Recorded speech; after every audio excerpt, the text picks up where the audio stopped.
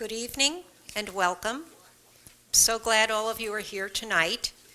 And on behalf of New Canaan Library and Staying Put, I'm welcoming you to our conversation. My name is Kathy Collins and I'm Director of Member Services for Staying Put. Before I go any further, I just want to thank a few people. First, the New Canaan Library for co-sponsoring this with us. I'd like to recognize my boss, Executive Director of Staying Put, Barb Achenbaum, in the back. One of our board members, Lynn Chivis, who's seated in the audience, and my other co-worker, Nicola Holtzberger, who's on the panel this evening. And last but not least, the producer for this evening from Channel 79, Chris Helland, who's back on the video. Thank you so much for being here and helping us. So, this is our second in a three-part series of conversations that we're hoping will help you talk with your adult children about what your preferences are as related to issues of aging. And tonight's discussion is Midnight in the ER. Do you know what mom or dad wants? So if you're an adult child of a parent, you'll take away one thing, and if you're the parent of the adult child, you'll take away something else.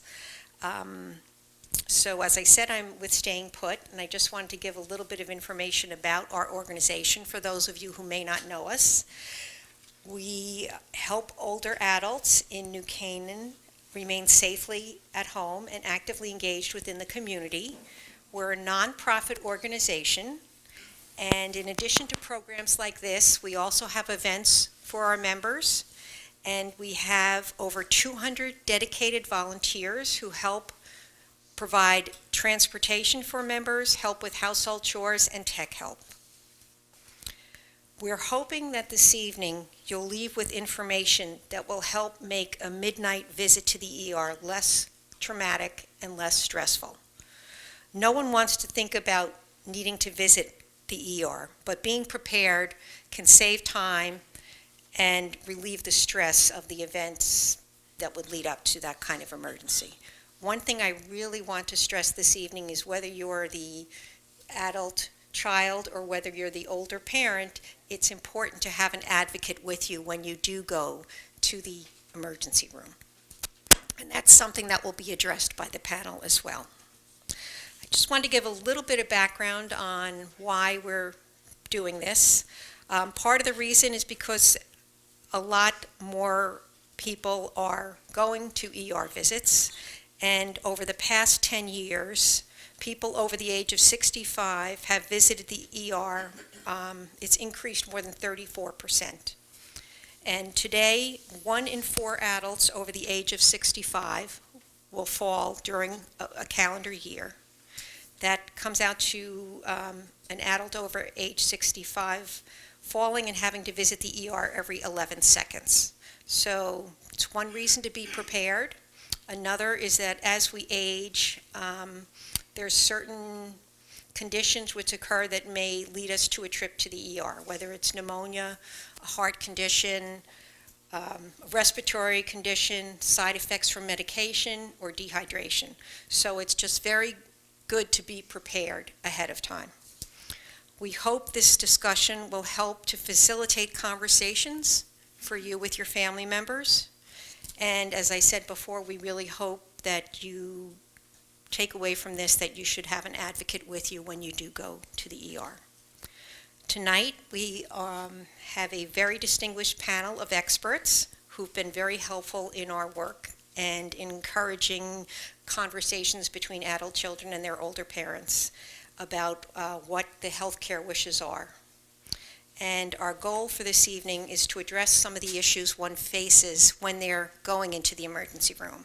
So you'll know what to expect. You'll know how to navigate some of the choices that you'll be given, and to ensure you have the correct legal documents and medical directives with you. Our expert panel includes 4 New Canaan residents: Dr. Sherman Bull, a surgeon from Stanford Hospital; Dr. Kristen Edwards, who specializes in hospice and palliative care at Bridgeport Hospital; Michelle Beltrano, an attorney who specializes in estate planning and elder law, and Nicola Holtzberger, who is Director of Member Services with Staying Put. Each member of our panel will speak for a few minutes, and then at the end we will have a question and answer session. Our first panelist to speak this evening will be Dr. Sherman Bowl. As I said before, Sherman's a renowned surgeon, and he's also a man who has the distinction of having climbed Mount Everest at age 64. Clearly, there's no challenge that Sherman would not take, and we're very, very happy that he agreed to come this evening to discuss his experiences with families in the ER in crisis situations so that you can be prepared. And I'll, with that, introduce Sherman. Thank you, Kathy.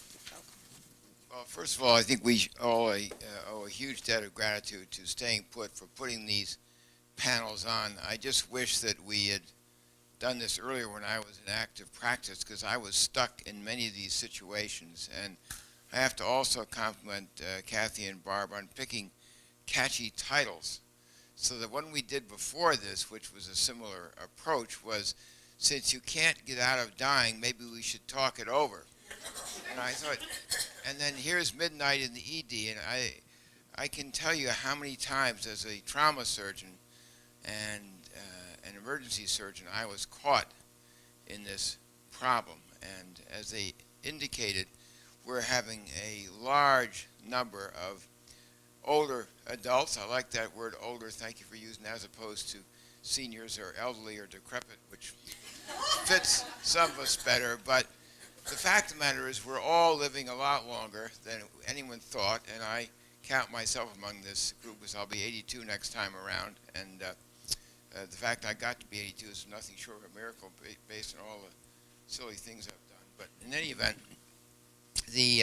and there's been a general interest in this whole topic, and books like Atul Gawande's book on being mortal, and Paul Kalanithi wrote When Life Becomes Breath. All these things are now getting out in the literature. It's being discussed by more and more families. We want to encourage that, because everyone should be able to determine his or her management issues as you get older. And the physicians are there basically to guide you, to help, but my guiding principle has been self-determination for those that are able to do it. And it's very awkward when you're a physician in an emergency situation if the family is giving the patient conflicting advice, which happens a lot. You might be surprised to hear that. And the other thing we're more open about discussing is death itself. Physicians were very reluctant to talk about that, and especially surgeons, because for us that represented defeat, so we didn't even want to talk about that. But now we're realizing that's part of life, and we have to accept it, and we are much more open about talking about it. And Medicare is even now reimbursing physicians for discussing these things in their office, when before they would get in these long discussions that were very time-consuming and very, very important, but there was no reimbursement, so that was present a financial problem for the physicians who were called upon to do this. I think one little thing about Stanford Hospital, being a teaching hospital, they are now including in the curriculum for the interns and residents these discussions of end-of-life issues and emergency family issues, so that they will be trained and be more comfortable and more conversant in this situation. So I thought I'd move on. I have had 3 cases that happened to me personally that brought up a lot of these issues, and these are personal experiences, so I feel pretty strongly about them, and I remember them as if they happened yesterday. And the first one was a very old lady, and I say that because she was 95. I think nobody would be offended if they were called old at 95. And she had bad COPD, she had dementia, and she came into the emergency department, and she was really, really ill. She had a pneumonia on top of her COPD. And the question was, at 95 with dementia and end-stage COPD, should she be considered for a ventilator, for a respirator, and the ICU and intubation? And I think most people would have felt that was inappropriate for a woman who was looking for a way to exit gracefully, and this pneumonia thing was pretty good way to do it. But the family went ballistic, and they insisted that all measures be taken, and then they capped it off by saying, and if you don't do it, we're going to sue you. So I thought, well, that's nice to hear. Makes us all feel very good. But in any event, that woman was admitted to the ICU. She was intubated. She had consultations from cardiology, infectious disease, internal medicine, nephrology. Every specialist in town saw her and put on antibiotics. I have no idea what her hospital bill was, but it was well into the middle, 6 figures. And she expired 5 days after she was admitted. So I think from many, many perspectives, that case illustrates one of the problems of not discussing these things ahead of time. The other patient was a different slant with a similar beginning. It was a much younger lady. I think she was in her 70s. Anyone below 82 is very young in my view. And so she had lived at home with her husband, and she was had early dementia changes, but she was able to live at home with her husband. He took complete care of her. But the problem with her was she had a catastrophic surgical problem. She had clotted off her mesenteric vessels, and she was going to need to have big time surgery to attempt to correct this, and the potential for her to come through it was very, very small. And I was talking to the house staff about this case. I said, this is a case where you should explain to the family that this is a very long shot in a lady with whom the potential to get rehabilitated is extremely small, and maybe we should talk about comfort measures and letting nature take its course in a very gracious manner where she wouldn't be in any pain, but she wouldn't go through these heroics. So I went and talked to the husband, and when I explained the situation to him, he burst into tears. He said, Dr. Bull, she's all I have. We love each other so much. We have a wonderful relationship. Isn't there anything you could do for her? So I come out of this meeting a little drained myself, maybe I teared up a little bit, and I said to the students and the interns, all right, forget what I just said, we're going to the operating room. So here's a case where I think that I modified my judgment based on clear family wishes on a relationship that I had no knowledge of, but was obviously meaningful for both of them. So I think there's room to discuss these things. There's no one size fits all. So anyway, we took her to the operating room, and I think they must have had the Lord looking out for them, because we got her through. And it was a miracle from many perspectives, including surgical. But anyway, the husband, it was just a joy to see how happy he was. And we got her well, and we got her home. So sometimes a long shot pays off, although not as a rule. The last case was a very different kind of a case, and one that I took a lot of heat for. And this was a young mother, about 35 years of age, who was involved in a bad car crash. And she had multiple fractures, but the worst fracture she had was a pelvic fracture. Her pelvis was shattered. And the pelvic bone is very, very highly vascularized, and she was actually bleeding to death. So we talked to her and her family. Turns out, can you believe this? She was a Jehovah's Witness. And they aren't anti-doctor, anti-medical, but they will not take blood transfusions. So I talked to her, and I felt very strongly that she should have a blood transfusion. I said, you know, we can save your life, but I said, you're going to die if you don't get blood. And she was extremely clear about her wishes. Sure, you need to put the microphone I'm sorry. closer. I'm sorry. She was very clear about her desire not to have blood transfusion. In fact, she was refusing it. And it was interesting because her family was not uniform. Her husband respected her wishes, but her children were not, and they want her transfused. Anyway, she was of clear mind. She had definitely made her medical decision. She was not confused. She was not disoriented. She was not impaired in any way, and that was her wish. So I said, this is an adult person of sound mind and body, and they have the right to determine their care, just as I can recommend surgery for somebody and they have the right to refuse it. I can't make them have an operation.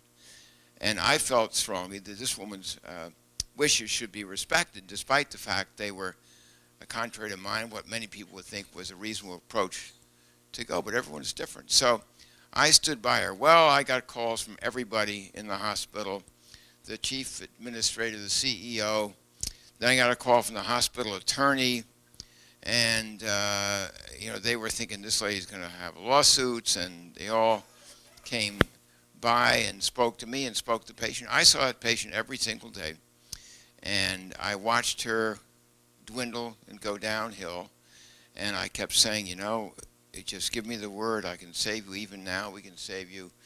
And she was clear, and guess what? She expired. So there's a slightly different angle from the usual scenario, but here the family was pretty much united, and they discussed this. They knew her wishes about her religion, and so she was allowed to determine her own outcome, and I stood by her, despite the fact that it was not the kind of thing that we normally do.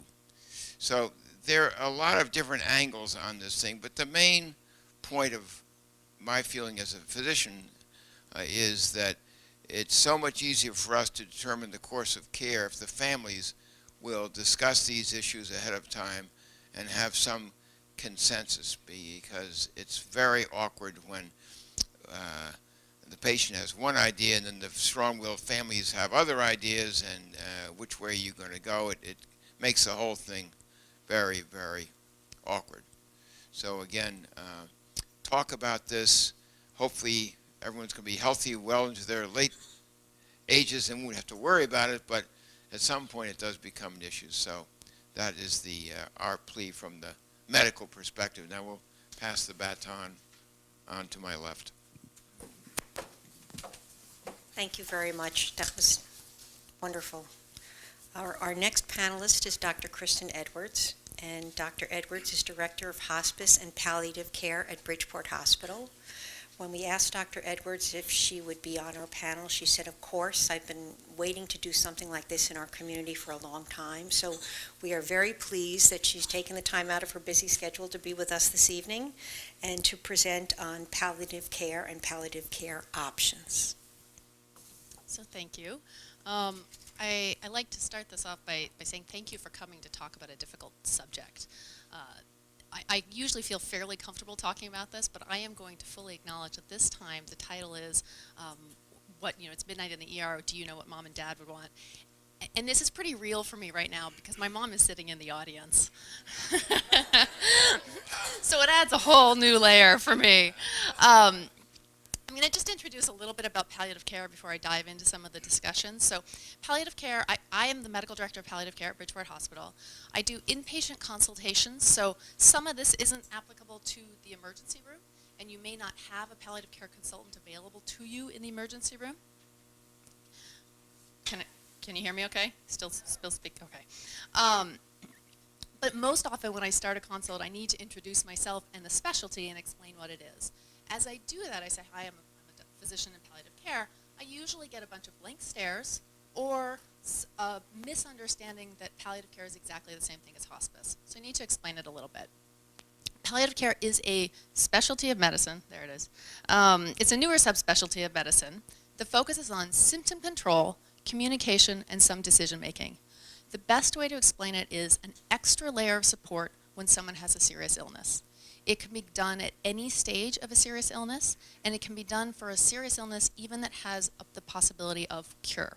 So some of the consults I do are for patients who are expected to recover or have a good chance of recovering.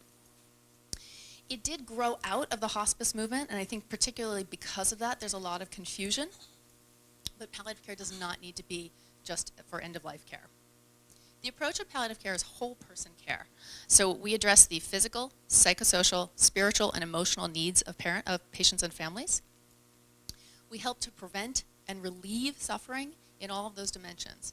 As you can imagine, that's a pretty big job for one person, so it has to be delivered in a team-based approach. That team usually consists of a physician, a nurse, social worker, chaplain, those are the core disciplines, and then other disciplines as needed we pull into the picture. A lot of times I hear the comment of, quote, that person isn't ready for palliative care, and almost always when I do it means that they don't have a clear understanding of what palliative care is, and they're confusing it with hospice. There is a great website out there called getpalliative.org, which does a phenomenal job of explaining palliative care and what some of the stories are that go along with it. So if you want to learn more about it, please go there. Now, all of that said, now I'm going to talk about the end-of-life issues. So I just wanted to put that out there, that it's not all about end-of-life, just like not all orthopedists orthopedists don't just do hip replacements. I am still going to dive in and talk about the hip replacement part of palliative care. Okay? So I'm going to shift gears, and I'm going to ask you to I'm going to give you some context. I'm going to ask you to close your eyes and imagine something. You receive a call from the hospital. Your mother is there, and she has had a large stroke. At this moment, she cannot speak, and she cannot move her right leg or arm. The doctors don't know how much she will recover. She's lethargic or groggy, and the doctors say they need to intubate her, quote, for airway protection, which is put her on a breathing machine so she doesn't choke on her saliva.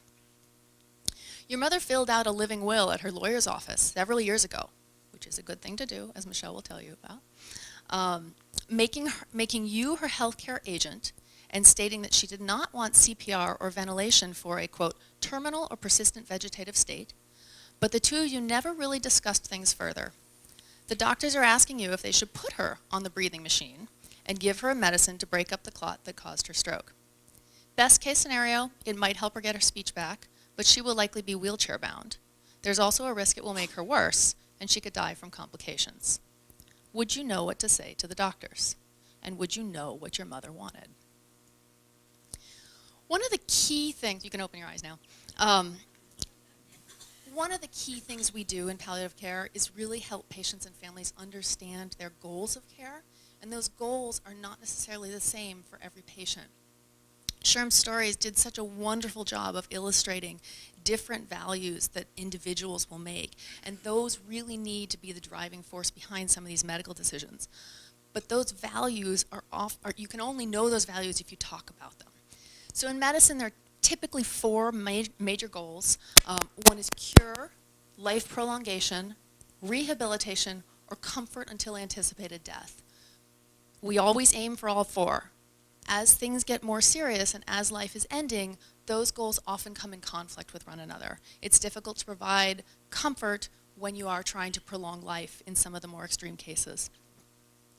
So really understanding those values is important. One person may value recognizing loved ones more than their independence. One person may value independence over living longer. Someone may value recognizing their being in their home when they die. Someone else may rather be not a burden on their family. Not that being in the home has to be a burden on the family. But all of those individual values are going to determine what some of the choices are. That's information that the medical team simply doesn't have when you or a loved one comes to the hospital. We don't know your values. What we know are the medical conditions, and we bring that aspect to the decision making. So you bring the values, we bring the facts, and we together come up with a plan that fits you individually. The reason talking and knowing about these values is so important is that those advanced care directives, while very important, are never sufficient.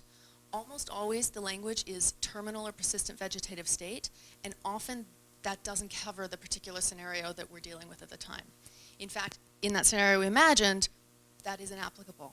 So really having those conversations is critical for understanding how to make those decisions. Most importantly, you will notice that one of the key themes that comes across from all of us is talk to the people who are going to be making those decisions. It is a gift you give your loved one to have those conversations ahead of time. There's some great tools out there. I think I saw somebody with a copy of the 5 Wishes. There's another tool called the Conversation Project. Those are 2 excellent tools. There is a game called the Gift of Grace game, which is a wonderful way to help break the ice. I made my mom play it a while ago.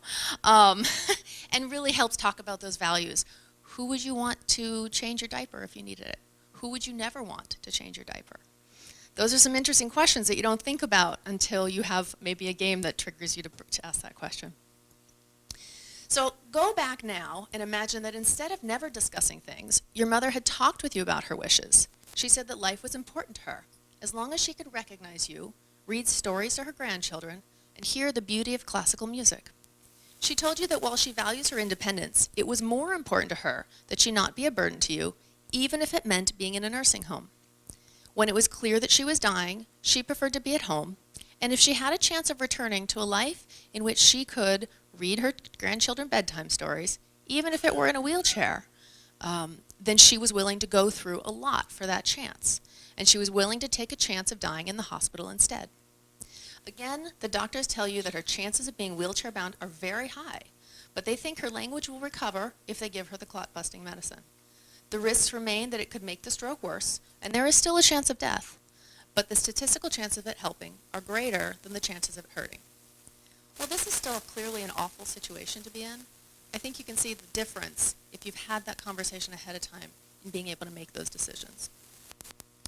So I'm going to let Michelle talk mostly about the legal aspect of it and the decision maker. The one thing I want to say is choose wisely when you choose a healthcare agent.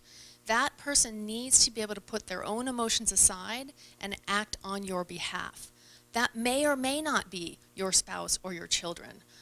So just bear that in mind, because I've had some situations where the person making decisions wasn't able to set aside their own wishes from what the person had previously said they wanted.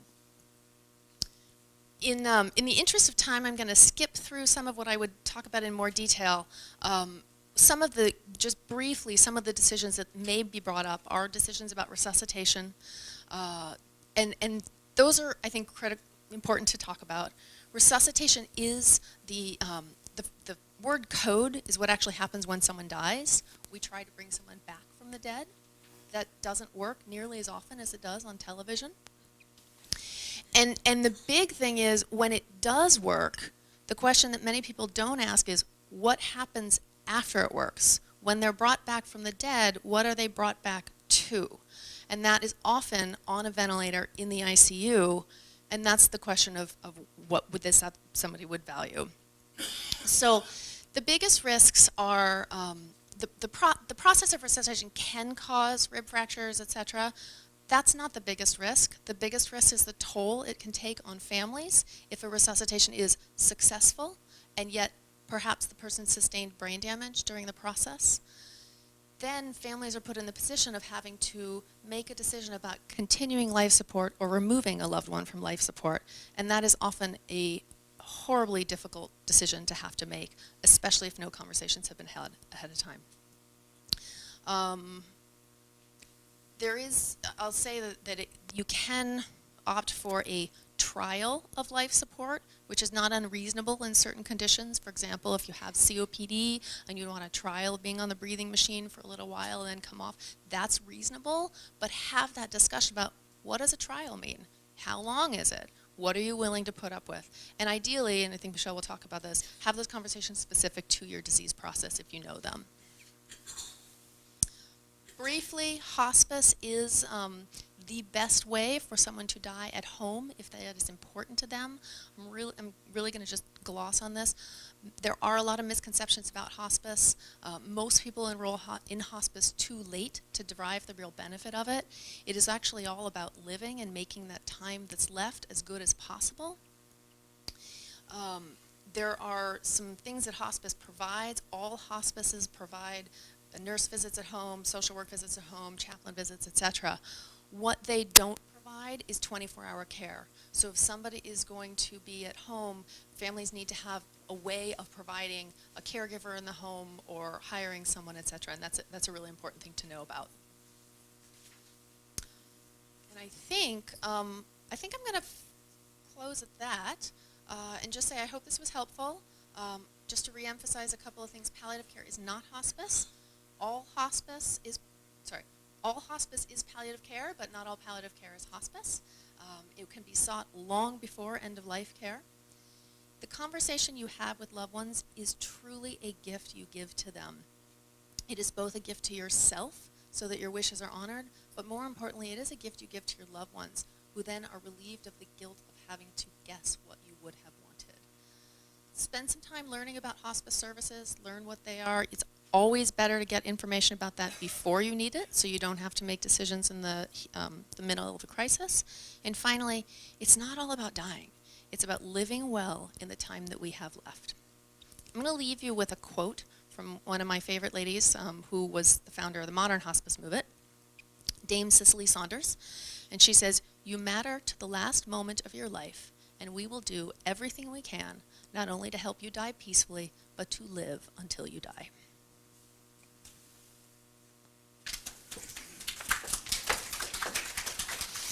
Thank you, Kristen. I think that's particularly important to have that discussion and to pick the right person to advocate for you. Our next panelist is Michelle Beltrano. Michelle is an attorney and a registered nurse. She has extensive experience in trusts and estates and elder law and long-term care management. Michelle also has a particular interest in helping families who are grappling with what to do when a loved one is no longer to make his or her own financial and medical decisions. And she will be addressing some of those questions for us. Michelle, thank you. Thank you so much. Hello, everyone. Thank you so much for coming tonight, and thank you for having me here as part of this great panel. While I was preparing for this talk, I was thinking the first thing that came to mind was that it's very important for you all to know, whether it's for yourself or for your parents, that if there is a medical crisis that requires you to go to the ER, generally this is only the beginning of your journey or your parents' journey. It's going to, continue on if they're admitted and if they're discharged, if they go to a rehab center. And whether it's for you or your loved one, you want to be able to advocate for them and make decisions for them throughout the entire journey. You need legal documents that can back your authority to make these decisions, and also back your decisions according to what their wishes are. So what we really recommend is, number one, know what your parents or you would want, what type of care you would want or maybe not want if you were in the ER or the hospital. It's also very important to have the children or sometimes the spouse or a friend or a trusted advisor be appointed as your advocate, or what we also call a fiduciary. A fiduciary is your power of attorney agent or your healthcare representative agent, and it can also be your executor of your will, but we're not talking about that today. So you want to have a legal document where you have someone appointed who knows what you want, but also has the strength and the ability, and who are close to you geographically, to be able to be there for you and speak on your behalf. I encounter many scenarios where quite often the spouse is appointed as the agent, but because the situation is so emotionally overwhelming, the spouse really isn't able to absorb the information from the medical professionals, and they're really not even able to make a clear decision. So quite often it is the children that do need to step in, understand and process what's being told to them by the medical professionals, and then make some sort of decision. And it can be a small decision or it could be a very big, serious decision. So not having any document, if you or your loved one, your parents do not have anything documented, and you're in this situation where things need to be decided and you want to advocate for your loved one, you won't be able to. This will result in, very serious emotional distress by everyone involved. And it can actually result in some serious financial consequences at the end of the day, in a variety of ways. So I recently had quite a few cases that ended up being emergency cases. A lot of my colleagues, they don't understand when I say to them, well, I can't come to this meeting. I have an emergency, a client emergency. I have to go. I can't stay. And they don't understand how a lawyer can have an emergency type of situation. And what happens is I have clients who come to me, and usually it's their children who come to me and say, my parents don't have any documents. We don't have a will. We don't have a power of attorney document. We don't have a healthcare representative. We'd like to start this process. And it's very, very overwhelming to start the conversation. So we do it very slowly initially. We want to make sure that, we know what they want, what's going on with them medically. And so I had a call a couple weeks ago. Lovely couple, 82 years old, both of them. They live here, and they also live part-time in Albania. They have been back and forth between the U.S. and Albania off and on many times a year between their two houses. And they have four boys that all live here in the area. And what had happened was the father, my client, went in for a routine hip replacement. He already had a hip replacement years ago, but by this time, the first hip wore out and he needed to have another one. So normally these are done fairly, it's a fairly benign procedure, usually good outcomes unless there's a lot of other comorbidity issues going on there. So in this case, it was expected that he would have good outcomes. Turns out that he did not wake up from the anesthesia for 2 months. And so he was completely unresponsive for 2 months, and his wife, the husband basically spoke better English than the wife did. So the wife definitely has a strong language barrier, and the husband does too, but he is able to, communicate, get the bills paid, and manage things in English.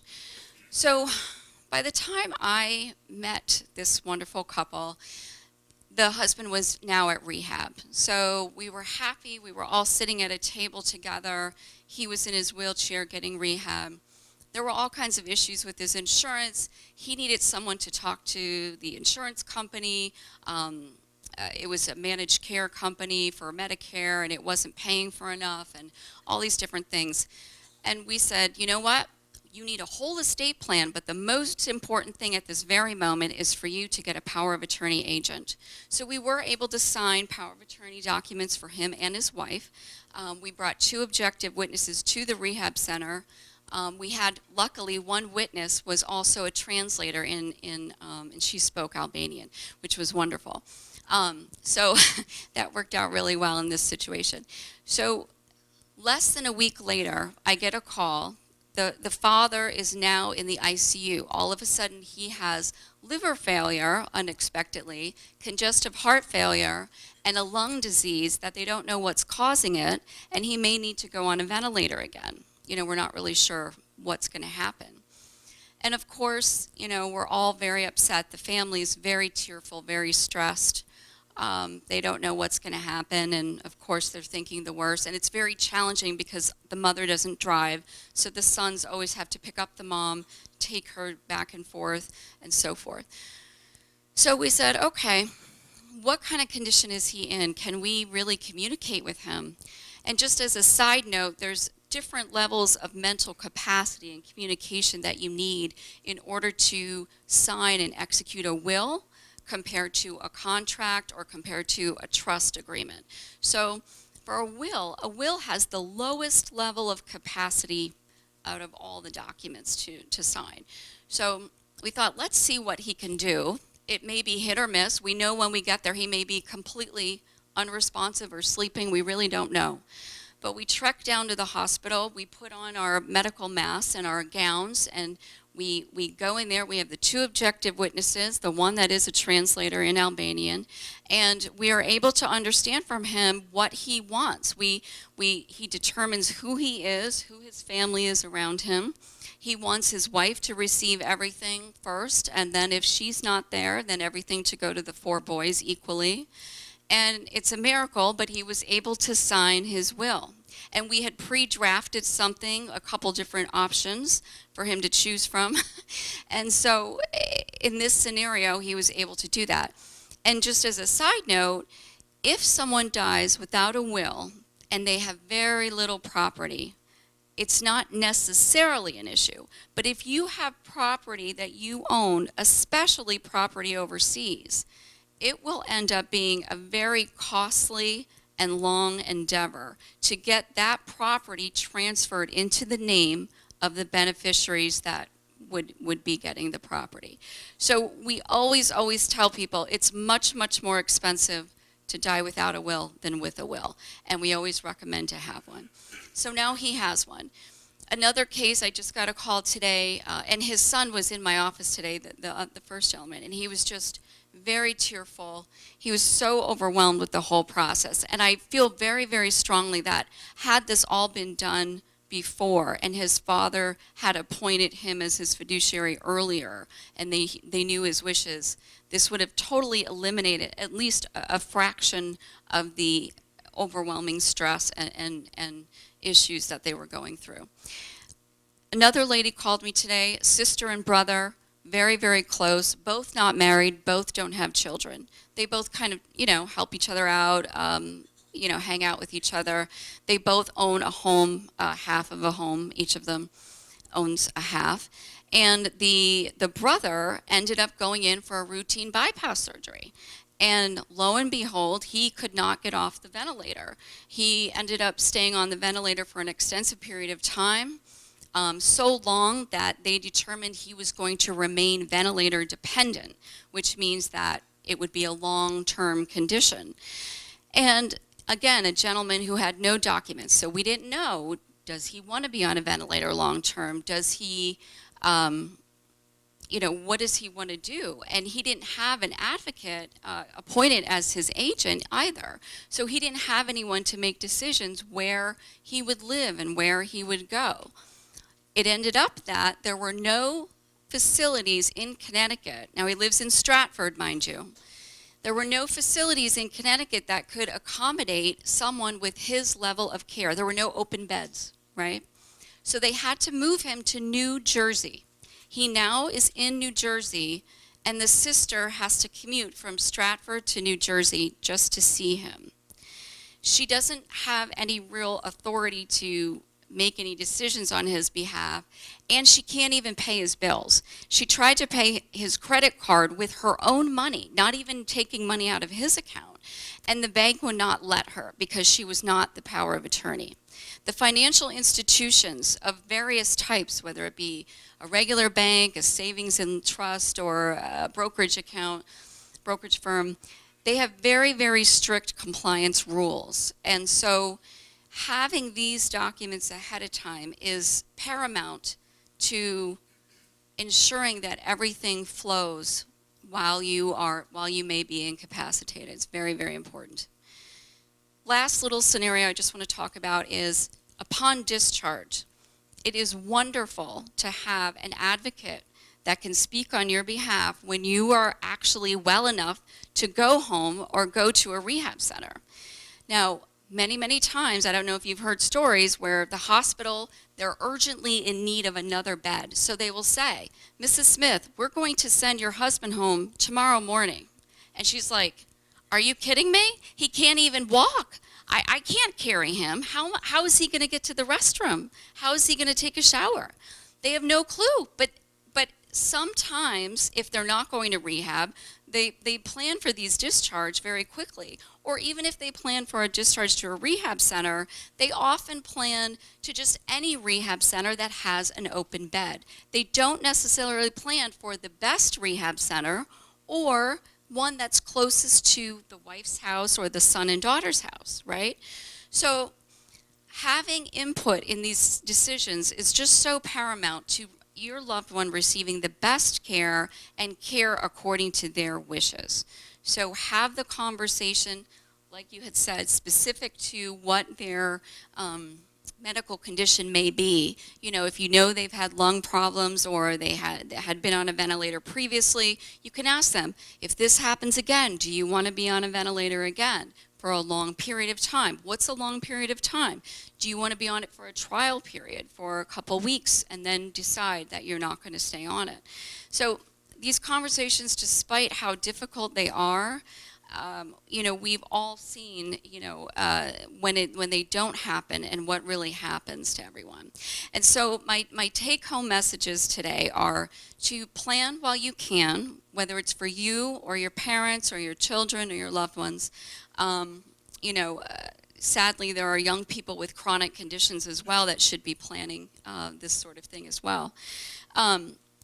And encourage them to document everything in a legal document that can be honored by the different healthcare providers.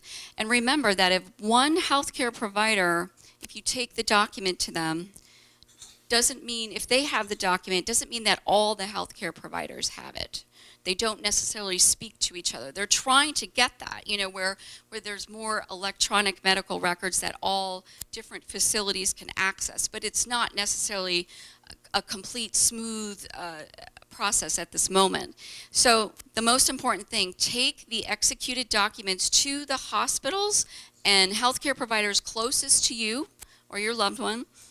Give it to them ahead of time while everybody's healthy. Say, please scan this into their file. And also make sure that you, if you are an agent or if you are someone's advocate, that you have the one original yourself. You are allowed to execute more than one original power of attorney document or healthcare representative document. You're not allowed to execute more than one original will. So it's very, very helpful. We always execute at least 3 power of attorney documents when we're signing them, because it's very helpful to have more than one original. And if you can, be there in the ER. Your eyes and your voice is going to be what helps your loved one receive the best care and the care according to their wishes. Thank you.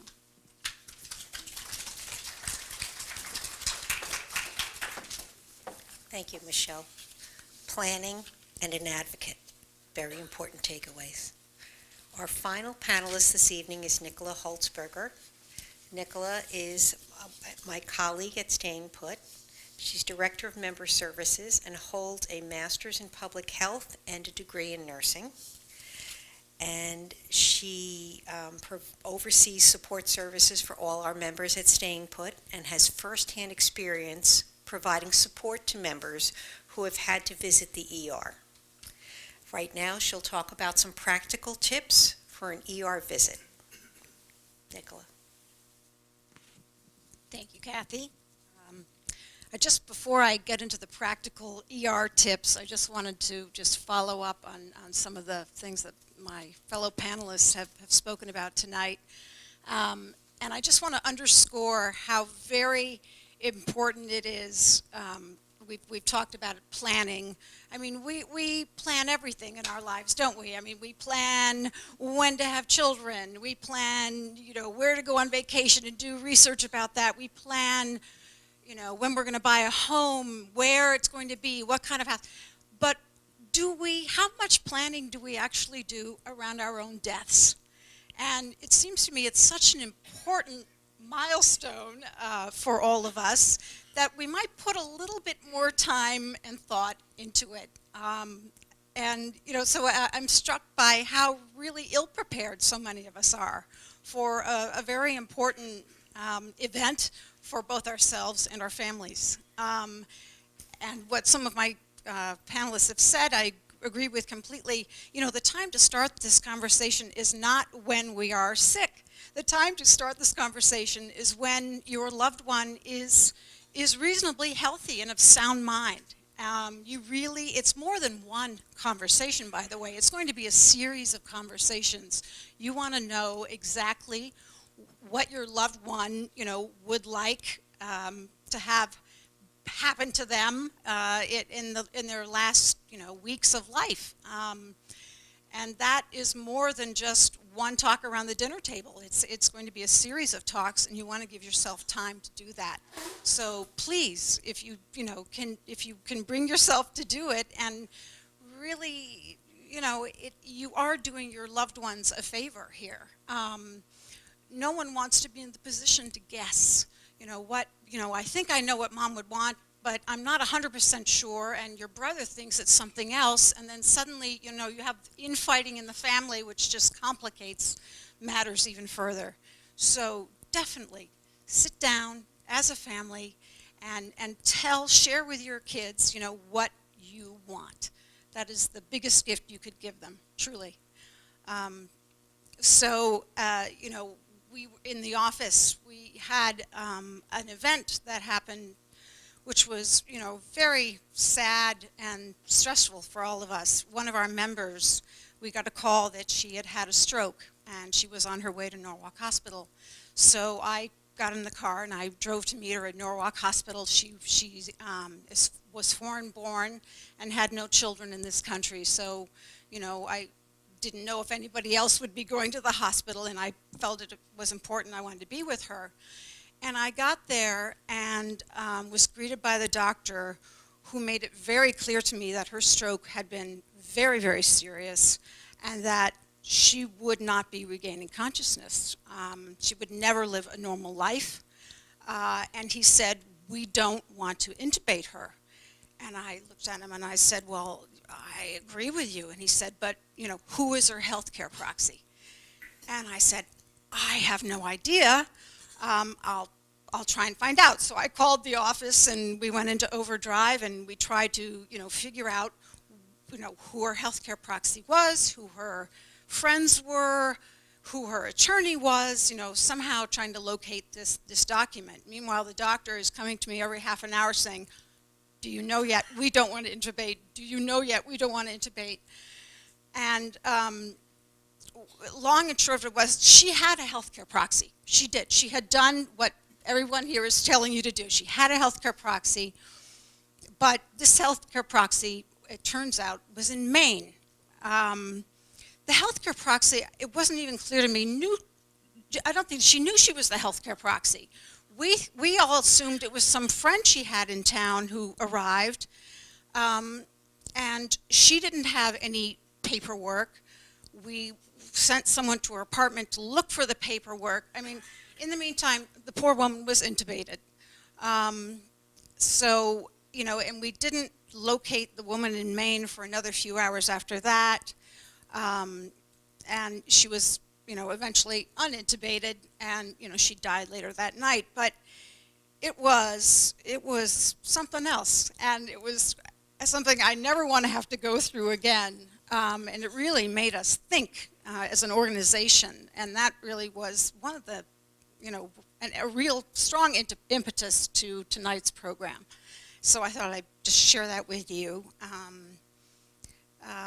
But in terms of and let's face it, not every visit to the ER is going to be a life or death matter. And I certainly don't want everybody to think that that's the case, because of course it's not. And so, very practical things, when you go to the ER. Many of these are sort of common sense, but it's good to review them now and then. And we have a list of these in your folders if you want to just take it out just to familiarize yourself with some of the stuff we have in there. But, what must-haves for a trip to the ER. So you want to bring your current medications. You want to note any allergies you might have, existing conditions, past surgeries, your primary health physician, other specialists, their contact information, obviously health insurance card, photo ID, emergency contacts, healthcare proxy. It's great if you can bring a copy of that. One of the things I learned that night with our member, and you mentioned this, have multiple copies of that thing. Leave it with your doctor, bring it to the hospital, have a copy in your purse, leave it with your healthcare proxy, safe place in your home. I would say have 6 or 7 copies of it. The last thing you want is for no one to be able to find it when you need it. So if you can bring it along, do. Let's see. Oh, pen and paper. Yeah, that's helpful. You never have that when you need it. We also included, I don't know if you see it, it's a file of life. This is something that you fill out with much of the information I just talked about, and you keep it by your phone at home. And if you ever do need to be brought to the emergency room, either by a loved one or, let's say, by ambulance, bring this along. It's very helpful. The ambulance, if you are unconscious and the ambulance comes, they will look for this. I mean, they'll check around the phone for something like this. So, or the fridge, right, up on the fridge or by the phone, they will look for it and take it with them. And then this is a great document, 5 Wishes. You may or may not be familiar with this, but this sort of summarizes many of the things that the panelists have spoken about tonight. It goes over healthcare proxy, advanced directives, what else is here? How comfortable, so what treatments you might want or not want in a hospital, how you want people to treat you, what you want your loved ones to know. And this, if you go through this page by page and fill it out, this can actually be your document and be witnessed. That's what I understand from the document myself. Michelle, are you familiar with this?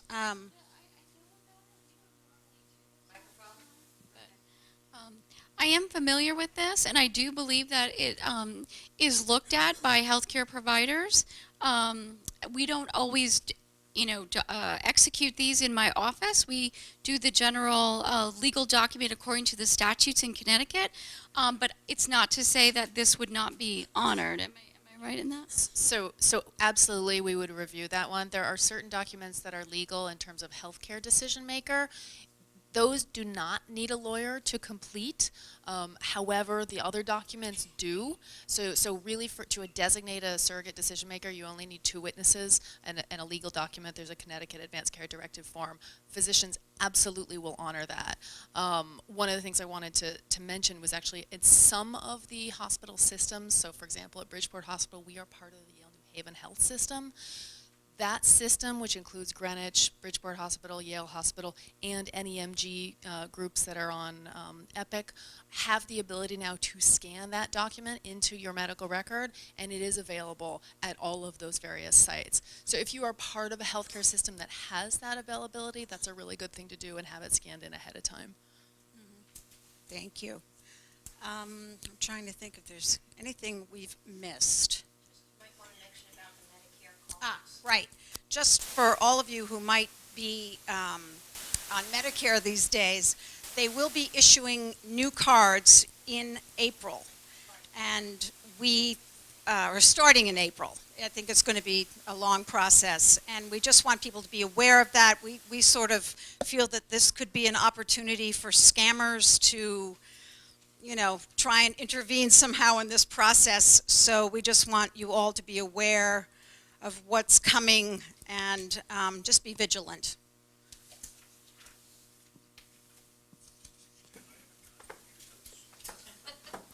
Thank you. That was terrific. I want to, on behalf of everyone here, thank our panel for everything that they've given us this evening of their time and expertise. And I'd like to open the floor to any questions anyone might have in the audience. The question was, is it permitted or is it advisable to have more than one healthcare decision maker? It is certainly acceptable to have an alternate. I would strongly recommend having one person designated as the decision maker followed by an alternate. Unfortunately, some of the situations that come up, because they are different than what the details are different than what's been discussed, not every family member will interpret it in exactly the same way. And so you want someone who can be the tiebreaker. Or not tiebreaker, but can be the decision maker. That said, most families, if they have some semblance of good family dynamics, will also work together and make decisions, uniformly. I 100% agree. I always tell my clients that I recommend that you have one healthcare representative, and then you can have one or two or three successor healthcare representatives. We've just seen too many things where there's disagreements if there are two healthcare representatives. And but sometimes, there are situations you can legally have a co-healthcare representative, and sometimes they always agree and they get along great and there's no problem. So, but the general rule is don't do it. Thank you. Any other questions? Yes? My parents have a DNR form in addition to the File for Life. Do you recommend that? They have it on the fridge with the File for Life. Is that the out-of-hospital DNR order? Right. S- So ambulance comes, right. So that's a different set of, that's actually an order, which is a little bit different than the documents. Yes, it's advisable. You can only usually have that if they have a recommended terminal condition within about a year. There's some stipulations for it. So it doesn't necessarily apply to everybody. Yes, it's honored. There's some new legislation in Connecticut that's working towards what's called a PULSE program, which is a physician orders for life-sustaining treatment. That will be replacing those forms, but yes, they're certainly appropriate in the right circumstances. Sir? Oh, I'm sorry. Did you want to comment? No. Okay. I'm sorry, sir. Go ahead. Generally, each healthcare system or each hospital may have their own packet of advanced directives that you can fill out when you enter that hospital. Generally, that hospital will keep it there at that particular location. They don't pass it around to other hospitals that are not affiliated with that system. Now, if you have the document that Kristen was talking about that I execute with my clients, it's a general advanced directive document that appoints a healthcare representative. It also includes your living will, and it also includes who you would want as a conservator should you ever need one. And that legal document can be used at all locations of any healthcare provider. Usually from state to state, they will honor it, usually. As long as it was executed according to the laws in the state that it was executed, they will honor it at the other states. I just wanted to make one comment. The gentleman whose parents have the DNR, I would highly recommend that your parents have a bracelet or something around their ankle saying that we have a member whose husband had a DNR who was in a residential facility. And unless there is something like that, he could have paperwork at the facility saying, I am a DNR. People's initial instinct in an emergency is to save life. And so, he had an episode. The daughter arrived. They had already cut his shirt open and were about to start CPR, even though he had that DNR. So, just that's our advice. Yeah. I'd just like to back that up. We had an episode with my wife's parents who were elderly in the New Canaan Inn, and the wife was a physician, and she was very concerned about that very issue. And they emphasized the importance of a bracelet, a wristband or ankle band, because the ambulance crews and the EMS systems are in general taught to do full CPR and intubate unless they either have the legal document with them, which they often don't have because they come at 1 o'clock in the morning and no one can find them. But if the individual involved has a bracelet or on the wrist or the ankle, they will honor that. Their whole idea is not to be difficult, but they are constrained by the need to treat the patient first and ask questions later. But if they know that there is a clear wish by the patient and or the healthcare proxy, they will honor that. And also to clarify, if you have an advanced care directive that says that you don't want to be intubated and don't want CPR, but you don't have the bracelet or the DNR or the out-of-hospital DNR order or the PULSE program, EMS is obligated to attempt to resuscitate you. So you do, that's necessary but not sufficient. So yes, if that's important to you. Another question? What do you recommend if you're out of the country? What do you think you should bring with you? That is a big, long answer, but I'll make it really short. But I just wanted to say real quick, just about the DNR, that the statute basically says that only a physician can write that DNR order. So in other words, I can't execute that with you at the office. And also the bracelet that we're all talking about here is a specific bracelet that is only given out by the Connecticut Department of Public Health, and it has to be that particular bracelet. It can't be a different one. So it's very, very specific, and it's definitely something that unfortunately not all physicians know about.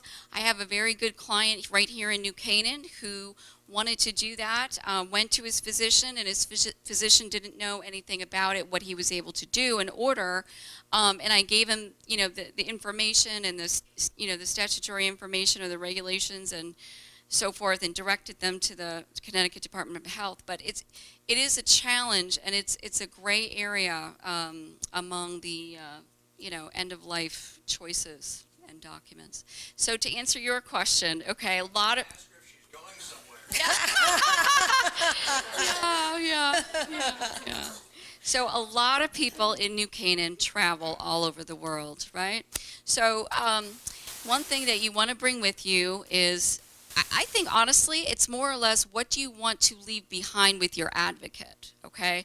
I would say you want to make sure that not only do you bring copies of all your documents with you, whether they'll be honored in India, we only know, who knows, But as far as that goes, what you want is whoever's going to be calling on your behalf and advocating and screaming to those doctors over the phone long distance, you want them to have your passport. You want to notify the American consulate for wherever you're going, that you're going there. So if you're going to India, go down to New York City, talk to the Indian consulate and say, you can actually register your passport and your documents there, and you can let them know who your advocate or who your agent is, your power of attorney, so that if that power of attorney does have to call India, at least the consulate and everyone kind of knows ahead of time that you are there and you did, have an agent that you wanted to speak on your behalf.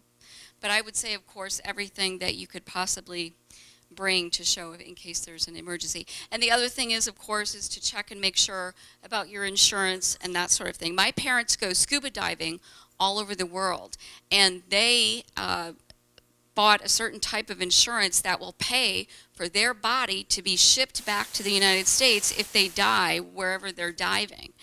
So there's all these crazy things out there, and it's, really just talking to people, looking on the internet, seeing, maybe a travel expert in the area, what they would recommend.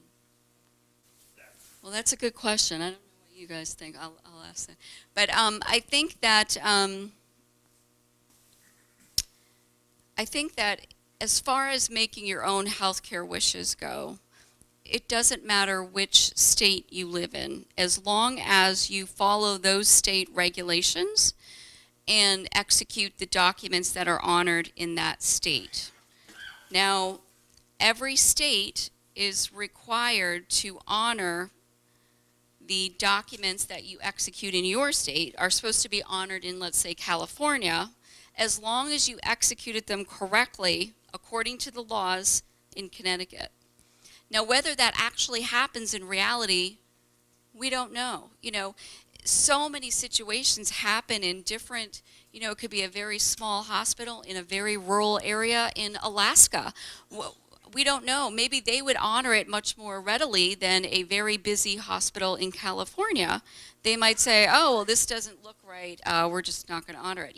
It's very subjective, but that's the other reason why, ideally, you want to notify your agent or your advocate where you're going so that they can call or they can go to wherever you are and be there in person talking and yelling at those people and telling them what you would want. Yeah, that's an excellent question. We would hope so. We couldn't guarantee it. could we? I mean, it would really depend on that institution's policies. I would think in that state and their, what they normally do in those situations, because obviously they do run into that, right? So they probably have some sort of policy and procedure book and compliance officer who says, well, this is what we have to do because this is what the laws in this state say, and they have a way to make those decisions. Your physicians want to do everything possible to provide the type of care you want for you.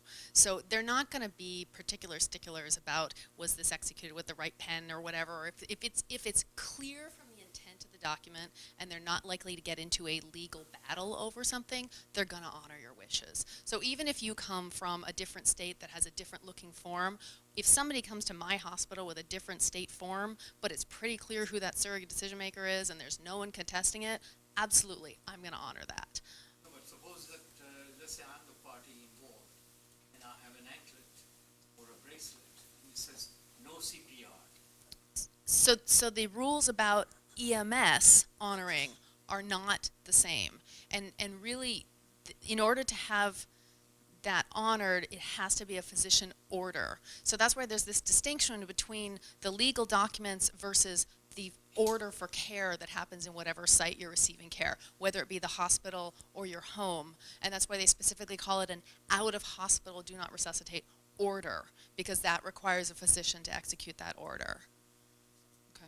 So again, this actually all goes back to how important it is to have that surrogate decision maker identified and have the documents in place that give that person the ability to speak on your behalf. Like recently, there was a new statute enacted in Connecticut. We adopted the Uniform Power of Attorney Act here in 2016.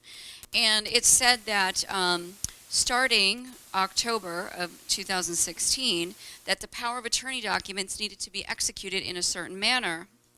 But that the statute also said that they would honor any previously executed documents as long as they were executed correctly before that.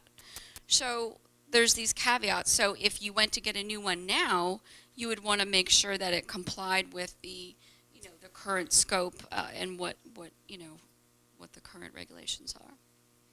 Great. I want to thank everyone for coming this evening, and our panel for this wonderful presentation. If you have any other questions, please feel free to call us at Staying Put. And I hope all of you at least walk away this evening knowing to talk to your loved ones about your healthcare wishes and desires, and to make sure you have an advocate. And I want to know where Kristen's mom is. Yes, that too. How'd she do? Oh, you look like her sister. Anyway, thanks for coming. And if any of you are interested in our next panel discussion, it will be on February 7th, and it will be talking about the pros and cons of moving closer to your adult children. Have a good evening. Thanks again.